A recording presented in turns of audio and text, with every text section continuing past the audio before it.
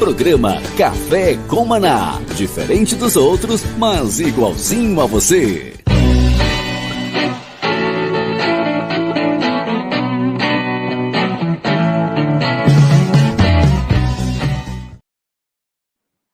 Shalom, graça e paz a todos. Bem-vindo ao programa Café com Maná, o programa que vem do céu para a sua casa, a sua família e o seu coração. Eu sou o pastor Kennedy Prado e junto com um grupo de amigos, homens de Deus, bispos, vamos ficar juntos para fazermos uma manhã maravilhosa, um início de dia maravilhoso, para que alinharmos nossa vida, nosso coração ao céu. Bem-vindo, obrigado, Denis, por nos colocar no ar todas as manhãs. Que o Senhor abençoe você que está me ouvindo agora, você que está em Porto Alegre, ou no Rio Grande do Sul, em qualquer cidade dessa querência amada, céu de anil, este Rio Grande gigante, mais uma estrela brilhante na bandeira do Brasil. Deus abençoe e restaure todo o Rio Grande do Sul. Um abração do meu tamanho, amigos gaúchos.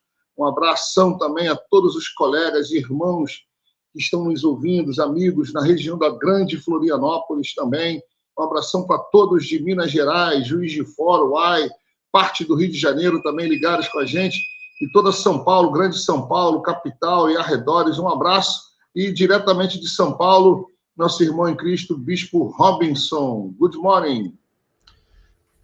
Salve a todos, né? Shalom.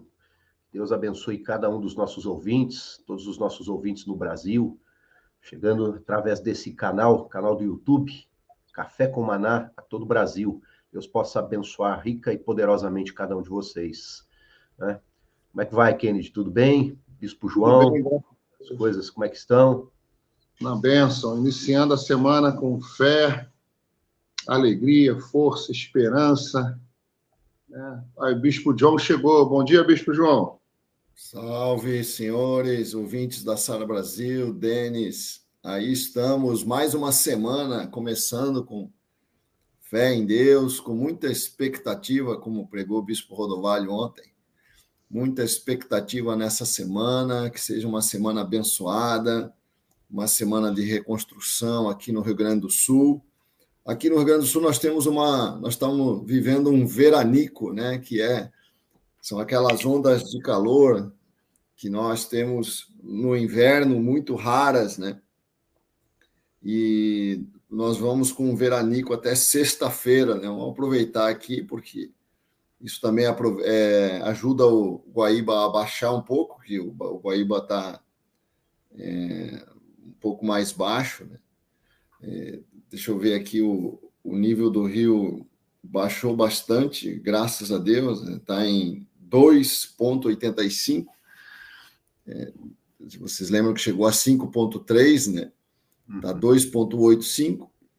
Graças a Deus, nós estamos animados aqui com o Rio Grande do Sul, só se fala em reconstrução, em restauração, em levantar. Estamos na bênção por aqui. Que bom, glória a Deus. Reconstrução, Neemias, né? Olha, gente, estamos no nosso canal no YouTube. Eu peço que você divulgue o canal Café com Maná. Por enquanto, o nosso crescimento é orgânico. Estamos caminhando de um em um, mas estamos com 413 inscritos no nosso canal. De sábado para cá aumentou em 4 pessoas. Eram 409, hoje é 413. Vamos assim, crescendo em nome de Jesus. Está chegando também o Bispo Hugo. Bom dia, Bispo, tudo bem? Bem-vindo, que o Senhor abençoe sua vida. Olá, queridos, shalom, shalom, semana abençoada para todos.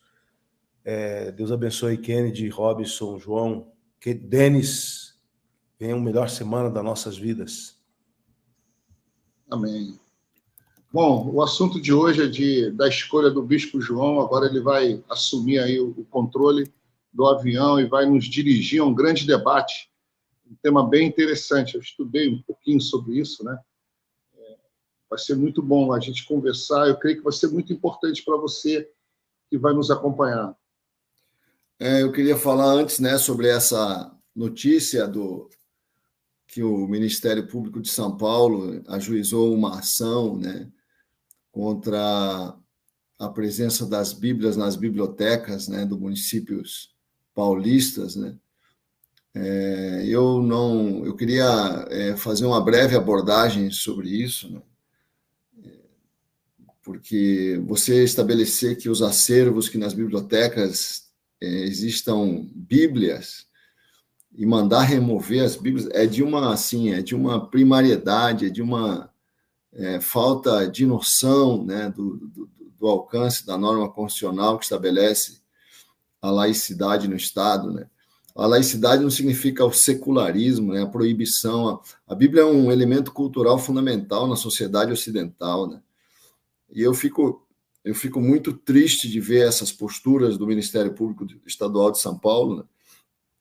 E uma interpretação totalmente errada da regra constitucional, né? A Constituição não manda você apagar todo sinal de religião do espaço público. A religião também é cultura e como é que eu posso falar? A expressão religiosa do cristianismo apenas faz justiça, né, à herança que o cristianismo deixou nos nossos costumes, nas nossas práticas, na nossa maneira de ser, trazendo para a sociedade elementos fundamentais, né, como a educação, essa educação da maneira como existe hoje, essa educação pública, as faculdades, as universidades, a presença dos hospitais, a noção de solidariedade, a noção de misericórdia, são todos elementos culturais claramente herdados da fé cristã, da prática cristã. E as pessoas desonram isso, né, quando querem esterilizar, né, como se fosse algo ruim, né, todo o espaço público de qualquer elemento religioso. É muito ruim isso, muito ruim essa tendência, né, nós vemos hoje uma tendência muito forte de hostilidade aos elementos culturais, né, que se identificam com a fé cristã, e eu acredito que nós temos que resistir a isso, nós temos que, dentro do possível, falar em favor disso. Há uma tendência hoje de usar o Poder Judiciário como instrumento de desconstrução do cristianismo. E o Poder Judiciário não deveria se submeter a isso, o Poder Judiciário devia reagir a isso, dizer que não é esse o papel do Judiciário, né? O Judiciário não é servir de ponta de lança para agredir uma coisa tão fundamental, né? Hoje na Europa começa a se perceber isso, né? Que houve um erro em querer tirar do espaço público os elementos cristãos, porque cresce cada vez mais a presença de outras religiões que, inclusive, ameaçam os costumes e a cultura europeia, né? E isso vai acontecer aqui no Brasil, se a gente começar a ter esse tipo de atitude, esse tipo de... E vindo, né, de organismos que deveriam zelar, né, pelo bem-estar da população. Será que eles não entendem, né, o elemento positivo que é você ter, né, na biblioteca uma Bíblia, né? Gente, é demais. Eu não sei o que vocês acham, se alguém quiser falar aí rapidinho. Eu acho um absurdo, assim, no sentido, falta de consciência cultural. Eu acho que a biblioteca tem que ter Alcorão, tem que ter livro sobre Kardec, tem que ter livro de todas as nuances religiosas. Não ter, que é uma idiotice. Quer dizer que uma biblioteca que tem que ter acervos que refletem a cultura de uma nação, de um povo, tem que ter informações ali. E tirar a Bíblia, né? Eu vi ali na reportagem, tiraram até a Bíblia em braille. Acho assim um absurdo, né?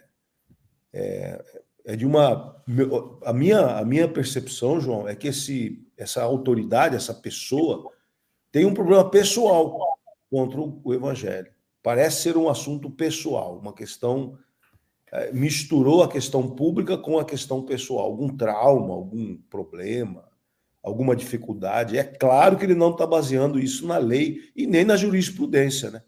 Ele está baseando isso numa situação provavelmente traumática vivida no passado, que está usando da autoridade que tem como pessoa pública para vingar-se de alguma situação pessoal. É a impressão que dá, porque em nenhum olhar você consegue interpretar essa atitude.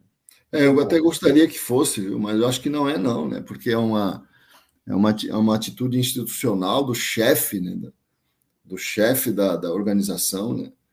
Isso deve ter sido discutido, debatido, né? Porque foi o Procurador-Geral de Justiça que tomou essa iniciativa. Pois é, eu acho que é dele mesmo. É triste, né? E como resistir isso juridicamente, Bispo João? Nós precisamos criar organizações que trabalham com isso, sabe? Nós precisamos criar instituições, uma organização não governamental, isso é urgente, viu? Preparada juridicamente, uma equipe preparada, sabe, para atuar no Supremo Tribunal Federal, para atuar nesses casos assim, que é fazer um mapa dos ataques judiciais contra a fé e a igreja, né? E porque isso é caro, né? É caro, você vai ter que pagar advogados, e advogado bom é muito caro, né? Advogados que façam esse trabalho e se dediquem a isso, porque se você fizer um mapa no Brasil, isso vai dar um trabalho intenso e uma necessidade de especialização profunda. Eu acho que vale a pena nós começarmos a pensar nisso, porque o judiciário está começando como o judiciário tem uma tendência muito progressista, muito sensível à pressão do pensamento cultural do seu tempo, do seu século, né? Nós temos que estar preparados, né, para resistir a essa movimentação, né? Mas, o Bispo João, só me explica uma coisa. Como é que funciona isso? Isso é a promotoria? Tem um juiz que acata e toma a decisão? Como é que funciona? É uma ação judicial. É uma ação judicial, né? Também. O Estado acata de imediato? Não necessariamente. Não necessariamente. Eles podem conceder uma liminar, provisoriamente, que vai valer enquanto a ação não for julgada, porque o julgamento demora, né? Porque você tem que ouvir a outra parte, que no caso aí são os municípios que têm essas regras, né, que eles estão impugnando, e aí tem uma fase de produção de prova. Normalmente as pessoas, em casos muito delicados, eles promovem algumas audiências públicas, né, para ouvir os dois lados, representantes da sociedade civil que vão falar a favor ou contra. Por isso que é importante ter uma organização que acompanhe isso. Nós não temos, já perceberam que nós não temos? Não existe uma organização, uma coisa organizada. Assim, eu gostaria de trabalhar nisso, mas não posso, né? Porque eu estou vinculado a uma instituição, né? Então não poderia pública, né? Eu não tenho essa liberdade. Mas os municípios têm as procuradorias, né? Mas não são especializados no assunto. Não vão defender como nós defenderíamos. O que existe algumas organizações, como como é que é o nome daquela organização de advogados evangélicos? A Júri, né? A Júri, Ana Júri, né? Tem uma organização evangélica que faz isso. Ana Júri. Deixa eu ver o nome aqui. Eu sei que o nome é Ana Júri, né? Mas Associação Nacional de Juristas Evangélicos. Associação Nacional de Juristas. Eles normalmente trabalham nisso, sabe? Mas eu creio que nós tínhamos que ter uma organização, sabe, com um investimento pesado para fazer a defesa desses temas. Aí é importante, então. E como é que nós vamos conseguir levantar isso? Será que tem são advogados, eles vão ter que se especializar e é importante isso que você está falando, muito importante. Né? Os conselhos de pastores não têm essa estrutura para combater, para defender, para ter uma resposta a essas questões no judiciário. Né? Então, realmente. Um alerta importante. Né? Interessante ver. Eu também achei um absurdo. Eu ia responder absurdo, o Bispo Hugo respondeu na minha frente. Né? Pois é, mas nós vivemos um momento muito hostil. Esses dias eu estava... O mês passado, né, um jogador de futebol americano, muito famoso, né? Acho que o nome dele é Tucker, né? Harrison Tucker, Butker, Harrison Butker. Ele fez um discurso numa formatura, ele foi convidado para falar numa formatura de uma faculdade católica, e ele fez uma defesa muito forte dos valores cristãos, né? Principalmente do papel da mulher como... Ele fala uma coisa assim, o discurso dele foi... Depois que eu vi a notícia, né? Eu fui ouvir o discurso dele, um belíssimo discurso, e tem um momento que ele fala assim: vocês mulheres que estão formando aqui, eu sei que vocês querem ter uma carreira importante, mas vocês têm ouvido a mais diabólica, vocês são as que mais ouvem mentiras diabólicas, ele fala, da sociedade cultural. Eu dou graças a Deus, aí ele diz assim, eu dou graças a Deus porque a minha mulher, a minha linda Isabel, ela fala assim, ele fala, né? Depois que nós nos conhecemos, ela se converteu à fé e renunciou temporariamente à sua carreira ele fala assim, para assumir o título mais importante de todos, dona de casa. Quando ele falou isso, cara, foi super aplaudido, né? Mas para quê, né? O cara é famoso, o cara é um jogador de futebol, ele joga no mesmo time do namorado lá da Taylor Swift, né, que ganhou o Super Bowl, né, que é o título mais importante do futebol americano, quer dizer, é uma estrela, né? Ele foi o responsável pelos pontos lá que deu a vitória para o time. Então ele é um cara com expressão, né, na cultura, né? Mas é um católico daqueles de frequentar missa em latim, né? E só que ele tem eu fiquei impressionado com a cultura do guri, né? Deve ter menos de 30 anos, com a cultura e com a solidez da sustentação que ele fez, da fé que ele tem, né? Tem um momento lá que ele fala, pegou-se muito nessa questão que ele fala que o papel mais importante para a mulher é ser dona de casa, né? E ele foi muito criticado por isso, fizeram até uma assinatura para ele ser demitido, para ele ser despedido do time. E virou interessante, se você for pesquisar isso na internet, até aqui no Brasil isso foi noticiado, mas nos Estados Unidos foi uma bomba, né?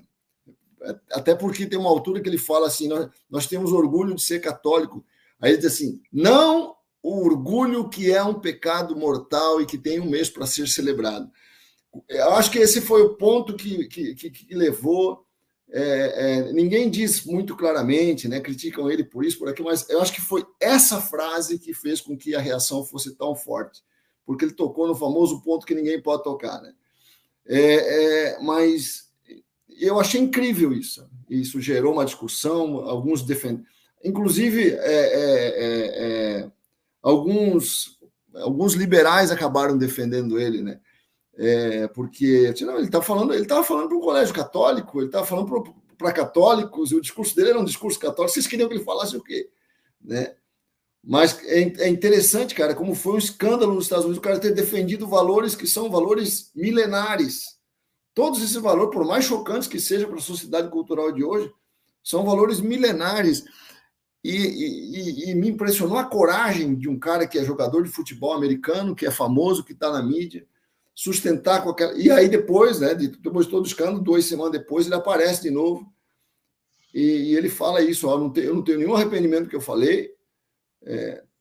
Então, acho que é importante nós... acho que esse cara traz coragem para outros, né, se posicionarem, e é maravilhoso ver, né, que tem gente disposta a sofrer o que ele está sofrendo, inclusive com o risco de ser tirado, né, a própria...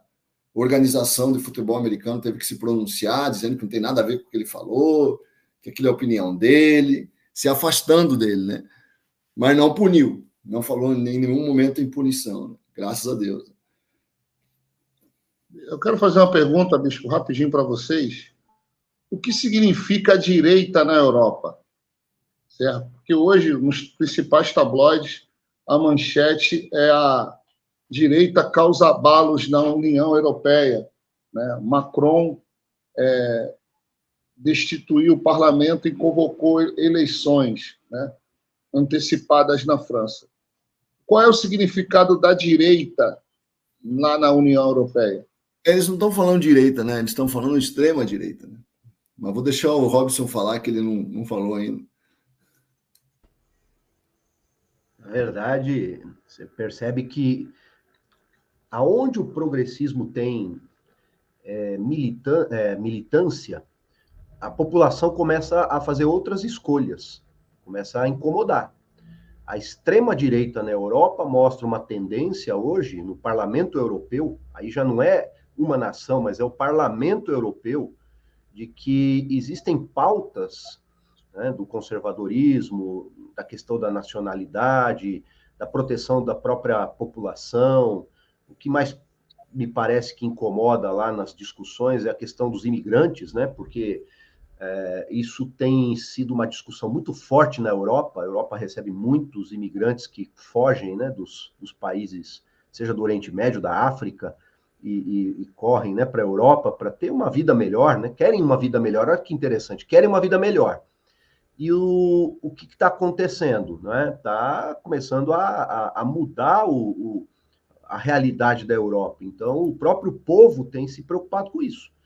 E agora foi uma resposta nas urnas.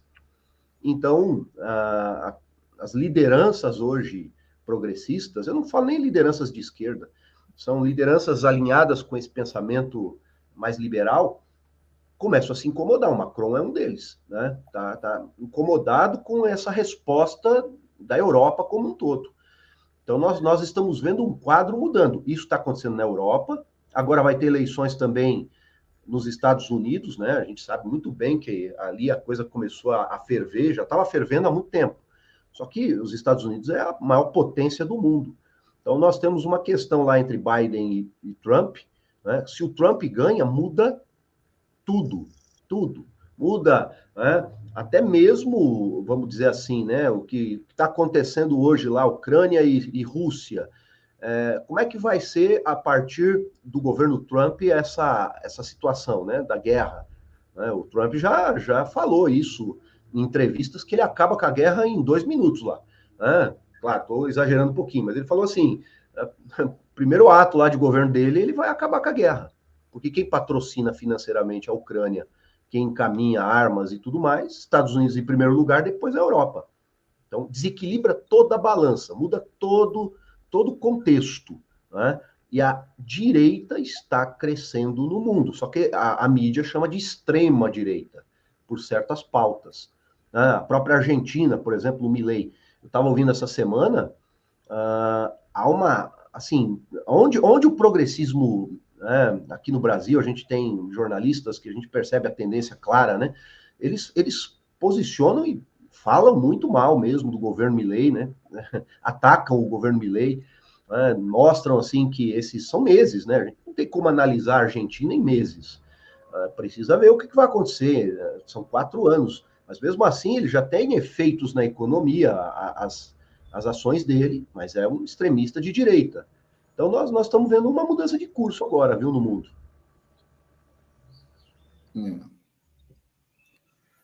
É isso aí. Então vamos voltar para o nosso assunto, né? Eu só queria pontuar que todo mundo que é contra o aborto, que tem o que caracteriza a extrema direita é o cara ser contra o aborto, ter uma visão mais conservadora da família nuclear, achar que a família tem o cara que defende uma ética de sexualidade cristã. E a pessoa que tem na Europa, principalmente, é muito, como o Robson falou, né? É muito identificado com a extrema-direita quem quer regra para a imigração. As pessoas não são contra a imigração, só querem que as imigrações sejam feitas com regras, com limitações, né? Para que você possa controlar quem é que está entrando. O governo Biden, por exemplo, está sofrendo tremendamente agora na sua popularidade por conta da bagunça que virou o sistema de imigração americano. Agora ele está tentando endurecer no ano da eleição. Ele está tomando um monte de regras lá que está indo de forma contrária a tudo que ele fez só porque ele está no ano da eleição, o que mostra que ele próprio reconhece, né, que ele estava errado em matéria de imigração. Eu acho que todo país tem o direito, né, de fazer um controle da imigração, né, de quem vai entrar nas suas fronteiras. Se você não tiver esse controle, é muito complicado mesmo. Não, e João, e você vê hoje o mundo muçulmano que está provocando em Portugal, a violência em Portugal. A Europa está sendo invadida por uma cultura que é intolerante, uma cultura violenta, uma cultura perigosa para a humanidade, que é o mundo islâmico, né? Não necessariamente o mundo islâmico, né? Uma parte dele, né? Mas, João, a forma que, por exemplo, quando você fala em cristianismo, você pensa em Cruz Vermelha, você pensa em Gideões, você pensa em... Quando se fala em cristianismo, o mundo ocidental pensa em coisas boas, né? Ajudar o próximo. Agora, quando você fala, né, sobre essa religião aí, você vê tudo, é um temor, né? E é uma pressão hoje na sociedade europeia, né? Cidades na Suécia onde os judeus foram expulsos, tiveram que ir para Jerusalém mesmo, foram para Israel, né? Então, nós vemos hoje um movimento que exige um controle, né? Um controle, porque senão vai ter uma consequência que não vai ter como controlar, né? Porque tem um percentual inegável, né, e relevante de radicalismo no islamismo, né, que oferece um certo nível de risco para a segurança, né, das pessoas, né, porque são radicais, né, alguns. Existe uma ala moderada, né, que é a maioria, na verdade, no islamismo, né? Mas quando você tem o número de mais de 1 bilhão de pessoas, né? Qualquer minoria é grande, né? E são quase 2 bilhões de muçulmanos no mundo, né? Embora os radicais sejam minoria, né? Que a grande maioria é realmente mais moderada, né? Embora os radicais sejam, não dá para negar que essa minoria faz barulho, acaba tendo um número importante e pode trazer um desajuste para uma comunidade, né? Não tem dúvida nenhuma, né? Eu estava pegando aqui, né, falando desse caso desse jogador de futebol americano que defendeu ali os valores católicos dele, né, da família tradicional e tal. O Bill Maher, né, que é um comediante americano que tem um programa de televisão, um cara super liberal, né?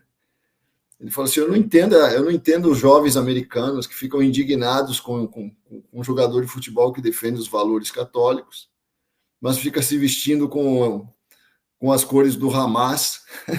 Lá no Hamas, eles não recomendam que as mulheres fiquem em casa, não. Lá é lei, lá é uma obrigação. Eu não entendo por que eles ficam chocados com um católico aqui dentro dos Estados Unidos que defende esses valores, mas apoiam, né, que lá no exterior, você vê a contradição, né?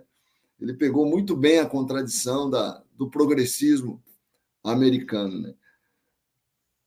Mas vamos mudar de assunto, né? Já são quase 8h30, vamos falar um pouquinho de narcisismo, né? Que nós nos propusemos a falar um pouco sobre isso, né? Que é uma tendência que se vê muito nessa geração, ultimamente tem se falado demais, né, até de uma forma exagerada, tudo virou narcisismo, né? Nós percebemos que, às vezes, até o conflito, normalmente quando um casal está em conflito, né, um deles diz que o outro é narcisista, né, uma pessoa que só pensa em si, que não pensa em mais ninguém.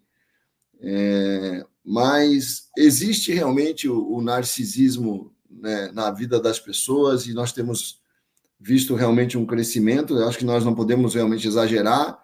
Nós vimos que algumas desordens de caráter psicológico têm sido muito exagerado, como a bipolaridade. Também teve uma onda que todo mundo é bipolar, né?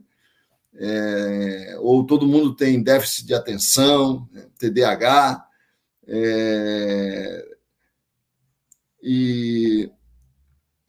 mas não assim, embora não se deva exagerar isso, né? Acho que deve-se ter muito cuidado antes de chegar a uma conclusão de que uma pessoa tem uma desordem de personalidade, né? Como essa, né? O narcisismo não é uma desordem de personalidade catalogada no manual médico, é uma doença psíquica catalogada, considerada uma desordem de personalidade. O nome é desordem de personalidade narcísica, acho que é isso, né? Ou narcisista. E que tem algumas características, né, que atrapalham muito, porque esse tipo de pessoa, ela, por exigir que ela seja o centro de atenção, ela acaba trazendo muita perturbação, né, para os relacionamentos. Quando ela é casada, ela faz o outro cônjuge sofrer muito. Quando ela é um líder, faz os seus liderados sofrerem muito, né? E isso trazendo para a realidade da igreja, em que nós trabalhamos muito, né, com essa perspectiva da liderança. Um líder narcisista é um líder perigosíssimo, né? Então, eu queria que a gente abordasse um pouco isso. Eu queria falar rapidamente aqui quais são os traços, né, de uma personalidade narcisista. Primeiro, é uma mania de grandeza exagerada, né? Quer dizer, essa pessoa tem um senso de importância. Todos nós temos que ter um senso de importância, só que o narcisista tem para ele, ele se sente superior a todos os outros, né? E tem sempre aquela, se ele não recebe, né, aquele tratamento especial, né, ele tende a ficar ofendido, né? E tem aquelas fantasias de que ele é brilhante, ele é o poderoso, ele é o bonito, né? Ele que tem que ser amado, né? Outro traço é uma necessidade excessiva de ser admirado pelos outros, tem que ser o centro das atenções. Um narcisista costuma monopolizar a conversa, né? E ele, quando ele não está nessa posição de monopólio, né? Quando ele não é ouvido como ele acha que ele tem que ser ouvido, ele fica nervoso, fica brabo, né? Essa seria essa excessiva necessidade de admiração é outro traço, né? Tende a ter relações, outro traço são relações superficiais, né? Ele tende a se relacionar mais para tirar vantagem das pessoas, para manipular as pessoas e satisfazer os interesses dele, para que ele venha a ser o centro de tudo, né? E outro traço que eu vi muito enfatizado, principalmente por um especialista cristão que escreveu sobre isso, um professor de uma universidade cristã, é a total falta de empatia com o sofrimento alheio. A pessoa tem uma falta de habilidade de perceber as necessidades emocionais dos outros, né? Então, esses seriam alguns traços, né? Mania de grandeza, falta de empatia, relações superficiais, muita arrogância, né? Um excesso de arrogância, tem que ser o centro da atenção, tende a... outro traço importante, ele tende a perturbar os relacionamentos, né? Ele é uma pessoa desagregadora, né? A maneira de ele atuar nas relações são perturbadoras, né? Porque essa necessidade que ele tem dele ser o centro, ele acaba diminuindo os outros e atacando quem ele acha que atrapalha, né, seus objetivos.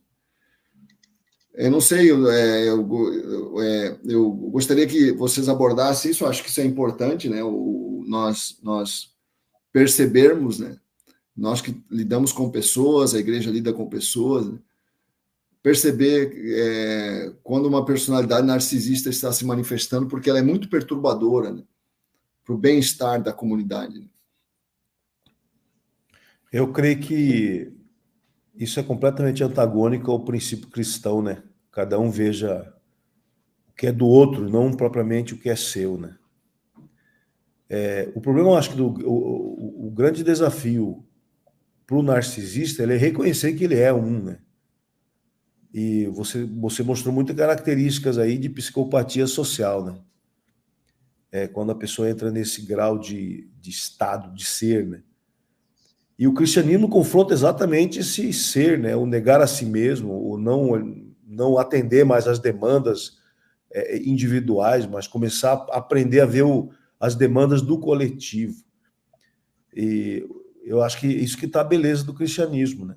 Então, por isso que eu acredito que o evangelho, ele foca claramente, quando você vê ali, aquele que quer vir após mim, fala de uma decisão pessoal. Negue-se a si mesmo.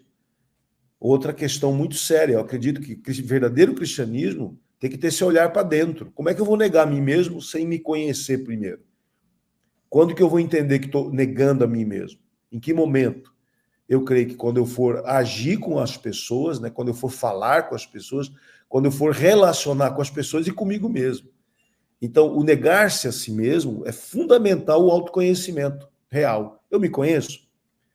Porque sabe o que eu acredito? Eu acredito que se a maioria de nós pudéssemos ver um filme do lado de fora da gente, será que isso é possível? Eu poder ver um filme onde eu atuo e ver as características nocivas que eu tenho em relação às outras pessoas e identificá-las, eu creio que esse é o desafio do autoconhecimento, né? De eu perceber questões da minha personalidade que ferem outros. Porque às vezes a pessoa que faz tudo isso que você falou, João, todas essas características aí, não percebe que ela é assim, ela acha que é isso que é ser normal. Ela acha que é isso que é viver, é isso que é ver. É dessa maneira que ela guarda os interesses dela, que ela vai conquistar. Todo mundo é anormal, menos ela, né? Então a pessoa não tem esse olhar, né, de autocrítica, que eu creio que é fundamental no cristianismo, né? Para você conviver com a tua esposa, por exemplo. Se não tiver autocrítica, você vai atropelar a tua esposa, teu cônjuge, né? Você vai atropelar seus filhos. E a gente percebe isso, né? Agora, tem narcisista que sabe que é narcisista.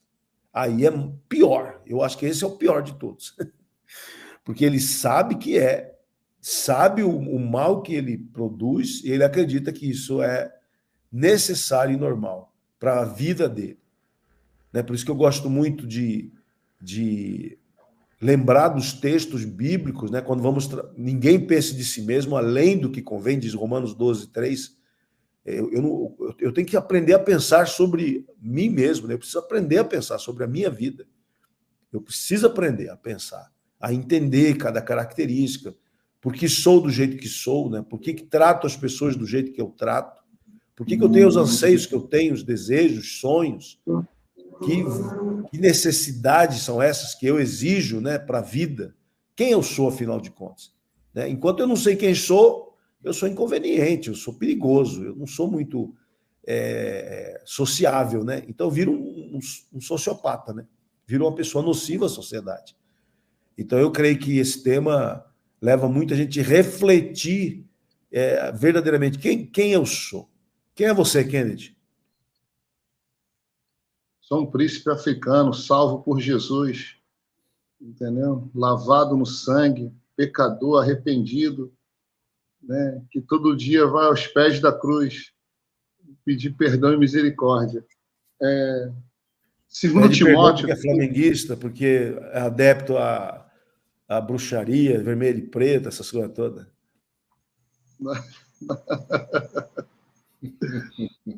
Esse é o medo, já é o medo do próximo Fla-Flu, entendeu? Não tem bruxaria, né? Não vai ter bruxaria no Fla-Flu que vai salvar o Fluminense. Né? Não, é o pânico. Vamos lá. 2 Timóteo 3 fala assim, ó, está escrito, né? Sabe, porém, isto, nos últimos dias sobrevirão tempos difíceis, pois os homens serão amantes de si mesmos, gananciosos, presunçosos, soberbos, blasfemos, desobedientes a pais e mães, ingratos, profanos, sem afeição natural, irreconciliáveis, caluniadores, sem domínio próprio, cruéis, sem amor para com os bons, traidores, atrevidos, orgulhosos, mais amigos dos prazeres do que amigos de Deus, tendo aparência de piedade, mas negando-lhe o poder, afasta-te também destes, né? Porque estes se introduzem nas casas e levam as mulheres nécias, enganam, enfim. Esse texto, e um texto também de Judas, dá uma relação de características de pessoas narcisistas, né? E é interessante, né, como a palavra de Deus é tão atual, tão moderna, ela não fica fora do tempo nunca, né? Quando o Bispo João colocou esse tema, eu sempre vou conectar com a palavra. E aí esses textos trazem à luz o que é uma pessoa narcisista. Agora, eu concordo totalmente com o Bispo Hugo. É difícil alguém narcisista se confessar narcisista, né? É difícil uma pessoa ela extremamente orgulhosa reconhecer que é orgulhosa, invejosa. Você vai numa reunião, numa plateia, numa palestra, num culto, você fala assim, quem é invejoso aí? Levanta a mão. Ninguém levanta a mão. Né? Quem vai levantar a mão? Ninguém vai levantar, ninguém vai confessar. Quem é orgulhoso? Né? Talvez um ou outro. Né? Mas quem se ama mais do que a todos? Quem se ultravaloriza mais? Né? É uma pessoa ultra, tem o ultra-direita, o ultra-esquerda, né? É uma pessoa que ela é ultraman, ultra power, ela se acha maior, melhor. Só que ela é um doente que pisa nas pessoas. Não é aquela doença que fica nela. O narcisista, ele ofende, ele machuca, né? ele oprime nos relacionamentos as pessoas. E uma liderança narcisista, ela tem que ser quase que amputada, né, do meio, porque o tratamento ele tem que ser muito de choque, senão ele vai causar um estrago na igreja. Né? E eles entram, como o Bispo Hugo também ia falar isso, nesse sentido, a pessoa que sabe que é narcisista, ela tem um poder para o mal latente muito forte. Ela sabe que tem, porque ela sabe manipular e usa isso para seu prazer, para sua vida. E é muito importante, porque tem pessoas narcisistas, elas não se revelam no início de um relacionamento narcisista, né? Então, é difícil tratar esse tipo de pessoa, é bem complicado, requer ajuda profissional. É pecado ou é doença, doutor Rob? Eu sei que você não é psiquiatra, mas você é pastor, né? Eu acho que o bispo ele é um pastor, né? E o pastor tem um pouco desse conhecimento prático da alma, né? Tipo, a gente pode não ter um conhecimento acadêmico, mas temos um conhecimento bem prático, né? Você acha que isso é uma doença? Ou você acha que isso é um pecado? É uma mistura das duas coisas? A filosofia moderna fala de uma cultura narcisista. Esse é um problema, acho que, muito grave da nossa cultura, porque o efeito mídia, onde todos têm voz, e os influencers, o crescimento, né, que existe. Provérbios fala que o homem é provado pelos elogios que recebe. Então, essa supervalorização de uma única pessoa, eu entendo que isso fortalece uma cultura narcisista. E aí nós temos um problema. E eu vejo isso muito ligado à liderança.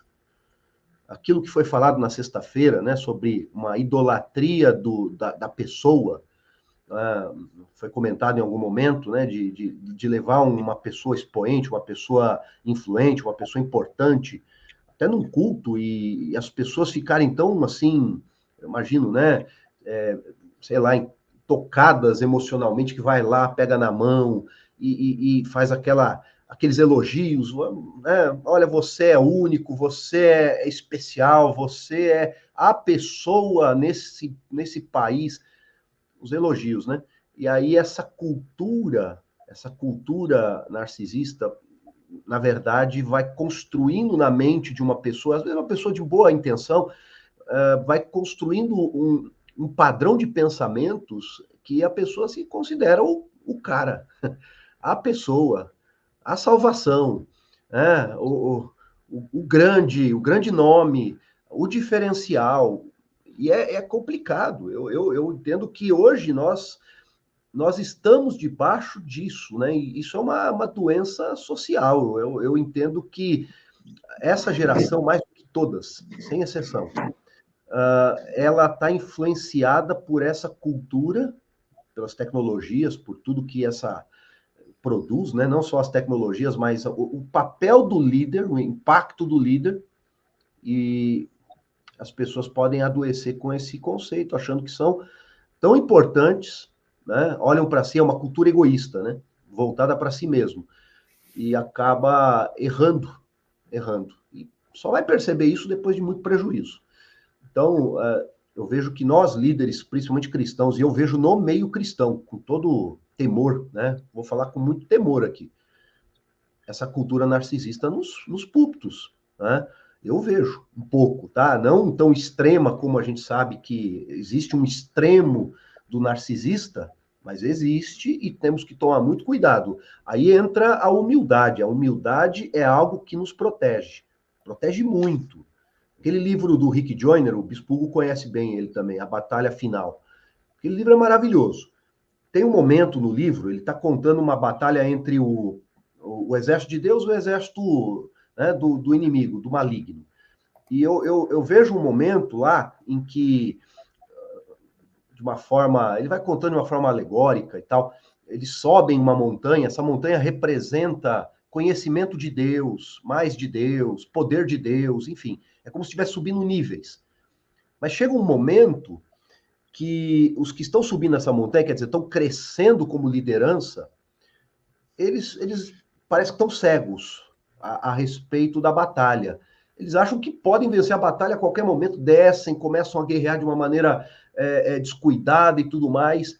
E o que está narrando o livro, ele está conversando assim com outra pessoa, e ele fala assim, mas eu tenho um brilho tão forte que está me cegando, eu queria alguma coisa que me protegesse. E é colocado sobre ele um manto surrado.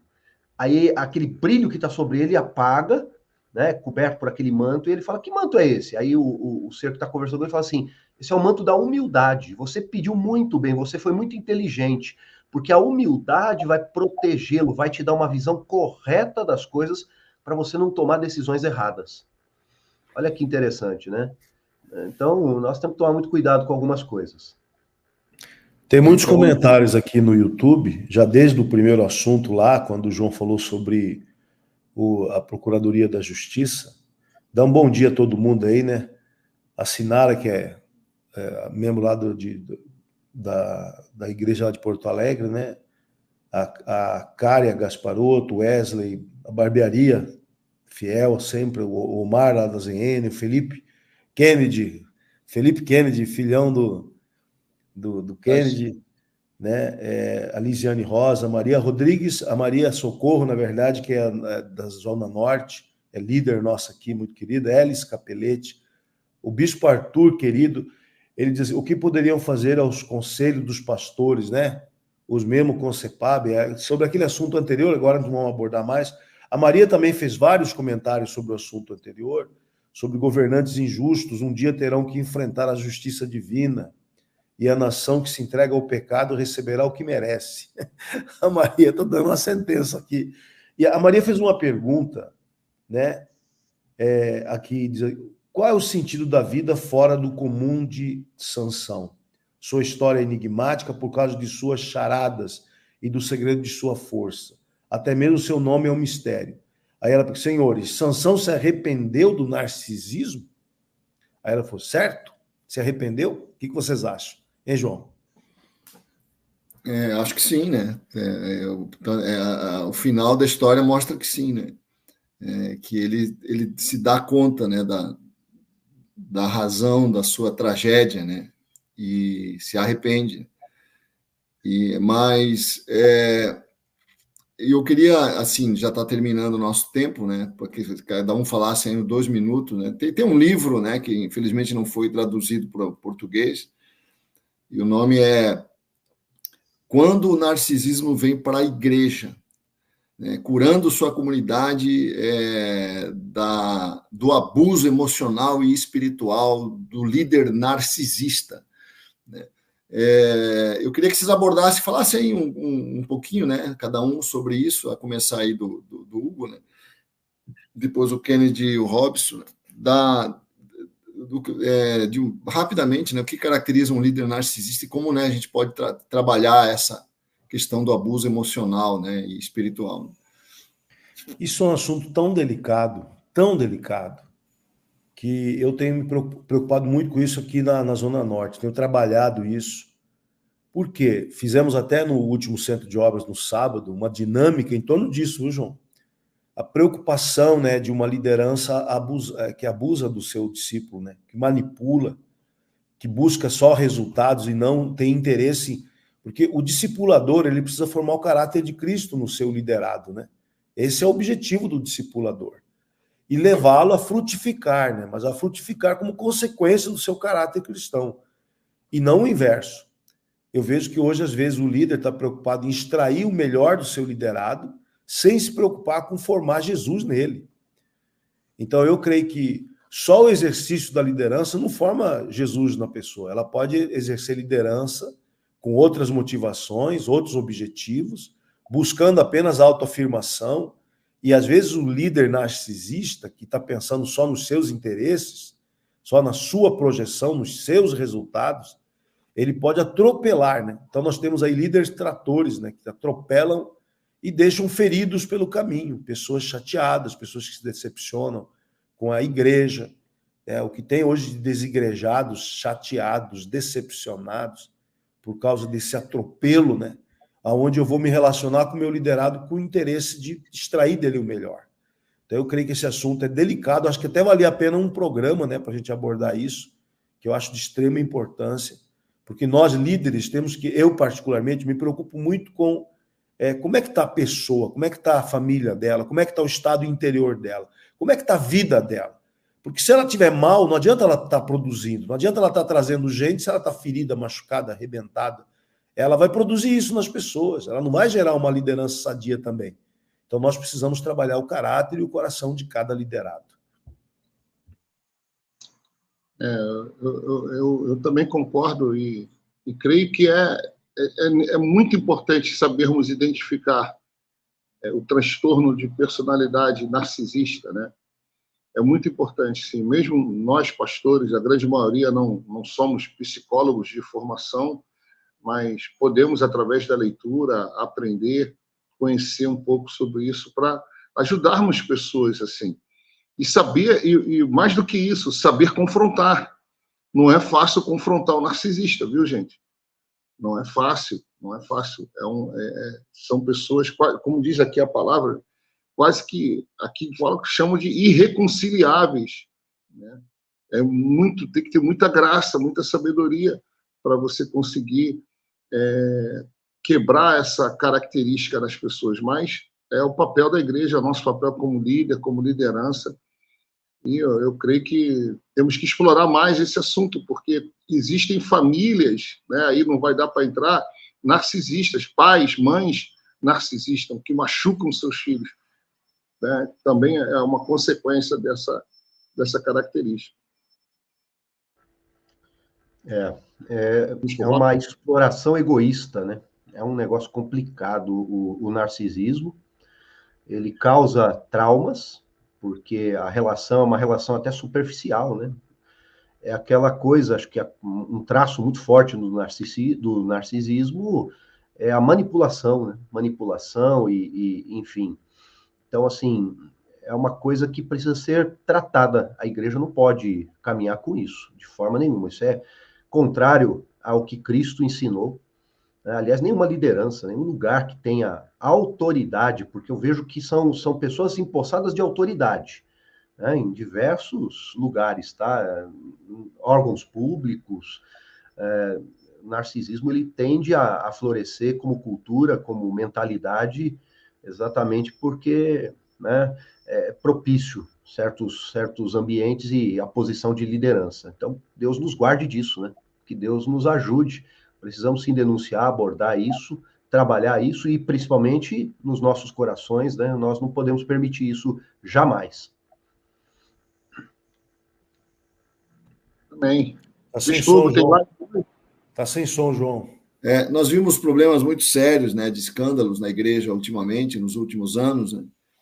Principalmente na Hillsong, né? A Hillsong quase se deteriorou, né? Quase foi destruída por conta de personalidades narcisistas, né? líderes considerados, né, identificados como narcisistas, como em Nova York, mesmo na Austrália, né? E outros líderes, vários líderes, né, que trouxeram transtornos muito sérios, né, para os seus membros. Né? Acho que talvez seja realmente importante a gente poder abordar isso no futuro. Bom, acabou o nosso tempo. Fala aí, Kennedy. Encerra aí para nós. Encerramos o programa aqui na Rádio Sara Brasil, mas vamos continuar ainda, finalizar no YouTube, tá? Seguimos ao vivo no YouTube. Grande abraço. Programa Café com Maná. Diferente dos outros, mas igualzinho a você. Voltamos no nosso canal no YouTube. Bispos, eu gostaria que vocês falassem rapidamente. O Bispo João tem um canal interessante, que é o Pense e Creia. Eu não sei se o Bispo Robson tem algum canal no YouTube, mas hoje o Bispo Hugo tem uma live, né? É bem interessante divulgarmos para os nossos amigos, pedirem para eles divulgarem também. Né? Eu sei que toda segunda já está ali, é sagrado, né? Dia da live. Qual o tema de hoje, Bispo Hugo? Hoje eu estarei voando, estarei viajando exatamente na hora da live. Meu voo sai às 18 horas, então eu vou estar no ar aí. Então, hoje eu não vou conseguir fazer a live. Vamos ver se amanhã eu consigo, vou botar no story lá na terça-feira. Eu estou trabalhando temas que me preocupam na cristandade, né? Eu tenho me preocupado em proteger a fé dos nossos irmãos, né? Do tempo que vivemos, né? Você vê como o João abriu o programa hoje com a ação do Ministério Público Estadual de São Paulo, olha só que loucura. Né? Então nós temos que ensinar nossos líderes, nossos irmãos, né? A se protegerem, a se defenderem, a entenderem toda essa pressão como uma questão do tempo, é inevitável, inexorável. Isso vai só piorar, é a previsão bíblica. A previsão bíblica não é melhora, mas piora dessa perseguição, Se bem que está se levantando um movimento conservador na Europa, né? Estados Unidos, a eleição está caminhando para ser conservadora, né? Você vê a Argentina, e muitos países aqui, Uruguai, Paraguai, Itália, Hungria, vários países, né, que estão com essa ação de conservadora, né? Então, e o Brasil, nós estamos em oração, né, para ver o que acontece com o Brasil, né? Vai demorar um pouco ainda. Agora, né? A França com uma tendência conservadora muito forte. Né? Então, eu tenho me preocupado muito nessas lives fazer isso, né? Acho que o João, com o Pare e Pense dele, que é excelente, né? Se você não viu ainda, veja lá no YouTube. Os temas que o João aborda são excelentes. Recomendo demais. Amém. Podemos fechar aqui? Podemos fechar. Podemos fechar, sim. Um grande abraço ao nosso ouvinte aí no YouTube, nosso companheiro de YouTube. Um abraço para você. E amanhã estamos aqui, 8 horas da manhã, né? E hoje, às 10 horas, entra o programa na rádio, né? Sara Brasil, né? Deus abençoe, viu, gente? Deus abençoe. Não sei mais em quais horários a rádio está